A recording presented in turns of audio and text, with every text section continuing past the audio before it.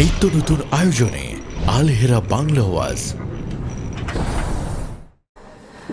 5 ওয়াক্ত নামাজে মাগরিব এবং ইশায় যে মাসনুন কিরাত, তার মধ্যে এই কিরাতটিও একটা, সূরা 3। ইমাম সাহেব মাগরিবে তেলাওয়াত করেন, ইশায় তেলাওয়াত করেন। অধিকাংশ দিন মুসল্লি পেছনে দাঁড়িয়ে ইমাম কি তেলাওয়াত করেছে এটা খবরই নেই তার, কারণ কোরআনের সাথে রিলেটেড না, কোরআনের সাথে সম্পৃক্ত না। আজকে যদি এই সূরা নিয়ে কথা বলি, ইনশাআল্লাহ আশা করি মৃত্যু পর্যন্ত নামাজ যদি ইমাম সাহেব এই সূরা তেলাওয়াত করেন, আপনার মন নামাজে একাগ্রতা আরো বাড়ায় দিবে, মন থেকে নামাজের ভিতরে আরো খুশু বেড়ে যাবে।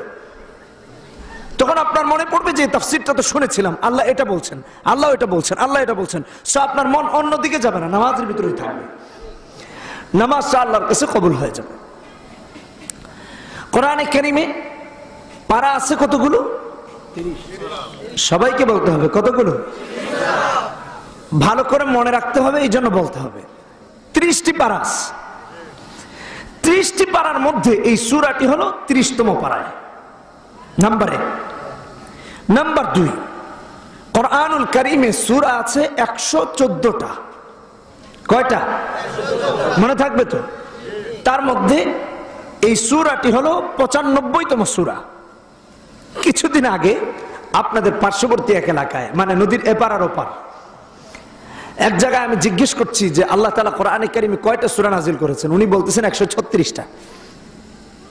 136টা। একজন মুসলিম এটা বলতে পারে? এটা ধারণা করা যায়?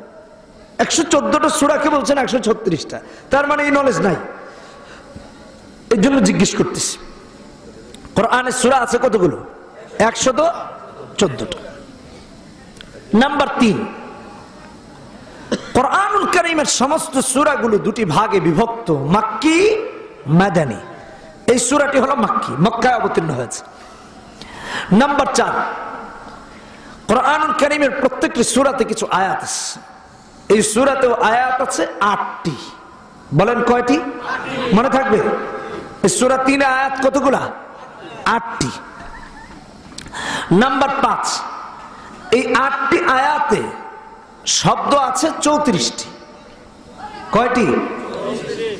নাম্বার 6, এই 34টি শব্দে অক্ষর, আলিফ বা তা সা জিম হা খা দাল, এরকম অক্ষর আছে 159টা, 159।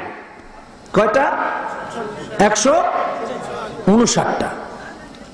নাম্বার 7, কোরআন কারীমের প্রত্যেকটি সূরার নাম আছে। এই সূরারও একটা নাম আছে, সূরার নাম হলো সূরা আত-তিন। নাম্বার 8, সূরার নাম সূরাতে থাকতেও পারে, সূরাতে নাও থাকতে পারে। ফর এক্সাম্পল, সহজ করে বোঝাই, সূরার নাম সূরা নাস। আল্লাহ বলছেন কুল আউযু বিরাব্বিন নাস, তার মানে সূরার নাম সূরাতে আছে। কুল আউযু বিরাব্বিল ফালাক, সূরার নামও সূরাতুল ফালাক। সূরার নাম সূরা আল ফাতিহা। আচ্ছা, পুরো সূরা ফাতিহায় কি সূরার নাম আছে? নাই। সূরার নাম সূরা ইখলাস। কুল হুয়াল্লাহু আহাদ থেকে ওয়ালাম ইয়াকুল লাহু কুফুয়ান আহাদ পর্যন্ত কোথাও কি ইখলাস আছে? তাহলে এটাও আমরা জানতে পারলাম সূরার নাম সূরাতে উল্লেখ থাকতেও পারে, সূরার নাম সূরাতে উল্লেখ নাও থাকতে পারে। এই সূরা যেটা আমরা তিলাওয়াত করেছি, এই সূরার নাম সূরাতে আছে, তার মানে সূরার নাম 3। আল্লাহ সূরার প্রথম শব্দেই বলছেন ওয়াত-তিন। বলেন সুবহানাল্লাহ। বিসমিল্লাহির রহমানির রহিম, ওয়াত-তিনি ওয়াজ-যাইতুনি ওয়া তুরি সিনিন।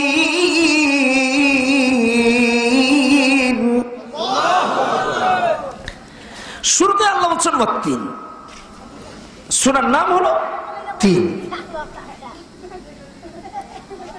1, 2, 3, 3টি আয়াতে একবার নয় 4 বার আল্লাহ তাআলা এই সূরাতে কসম করেছেন। কয়বার? কয়টি আয়াতে? 3টি আয়াতে 4 বার। ওয়াত-তিন একবার, ওয়াজ-যাইতুন 2 বার, ওয়া তুরি সিনিন 3 বার, ওয়া হাদাল বালাদিল আমিন কয়বার হলো? 4 বার। প্রশ্ন হতে পারে, হুজুর আমরা তো জানি কসম করতে হয় আল্লাহর জন্য, ঠিক কিনা বেঠিক? এখানে দেখি কসম করতেছেন আল্লাহ, কসম তো আমরা করব, আল্লাহ কেন করবেন? নাম্বার 2, কসম করতে হয় আল্লাহর নামে, আর এখানে কসম করছেন আল্লাহ তার মাখলুকাতের নামে। 3, এটা মাখলুক, জৈতুন মাখলুক, তুর সিনিন মাখলুক, বালাদিল আমিন আল্লাহর মাখলুক। আল্লাহ কসম করলেন নাম্বার 1, রোজ বঙ্গ হয়ে গেল। নাম্বার 2, আল্লাহ কসম করবেন তার নামে, তার নামে না করে করলেন মাখলুকাতের নামে। এটা কেমন হলো? 1 নাম্বার, আল্লাহ তাআলা কসম করেছেন এজন্য যে আমি কসম করে যেই কথাটা বলছি, আমি কসম করে যেই কথাটা বলছি, আমি কসম করে যেই কথাটা বলছি, আমার বান্দারা যেন আমার কথাটা বুঝতে কঠিন না হয়, এটাকে যেন অবিশ্বাস না করে গুরুত্ব সহকারে যেন বুঝে, এজন্য আমি আল্লাহ কসম করেছি। আপনার আমার জন্য কসম করেছেন, কত মহব্বত করেন আল্লাহ আপনাকে আমাকে। নাম্বার 2, ভাইরা আমার, বন্ধুরা আমার, লক্ষ্য করুন, কসম করতে হয় আল্লাহর নামে, অথচ আল্লাহ কসম করলেন তার মাখলুকাতের নামে, তার নামে নয়। কেন আল্লাহ তার মাখলুকাতের নামে কসম করেছেন?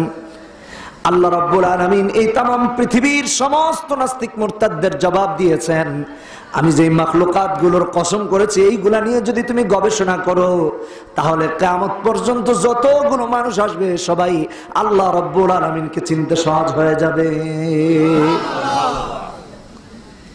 আমার এই মাখলুকাত গুলোর মহত্ব এত বেশি, মর্যাদা এত বেশি যে এটাকে নিয়ে যদি গবেষণা করো, তাহলে আর কেউ নাস্তিক থাকবে না, কেউ মুরতাদ থাকবে না, কালেমা পড়ে মুসলমান হয়ে যাবে। এখন মনে আরো বড় প্রশ্ন জেগেছে যে এমন কি মহত্ব আছে এই জিনিসগুলোর, যেগুলোর কসম করে আল্লাহ আরো নাস্তিকদেরকে স্রষ্টার প্রমাণ দেখাচ্ছে। সৃষ্টি থেকে যেন স্রষ্টাকে খুঁজে পাওয়া যায়, এজন্য আল্লাহ এগুলোর কসম করেছেন। খুব খেয়াল করে শুনতে হবে। কসম করলেন 3-এর, বাই দ্য ফিগ। ফিগটা কি? এটা হলো ডুমুর ফল, আঞ্জির ফল। এটাকে বলা হয় ইংরেজিতে ফিগ, আরবিতে 3, বাংলাতে আমরা বলি ডুমুর ফল, আঞ্জির ফল। এটা কি করে? ইমাম কুরতুবী তার তাফসীর কুরতুবীতে লিখেন, হুয়া তিনুকুমুল্লাযী তাকুলুন। 3টা খায়। কি করে? কথা বলেন না, কি করে খায়? 1 নাম্বার পরিচয়।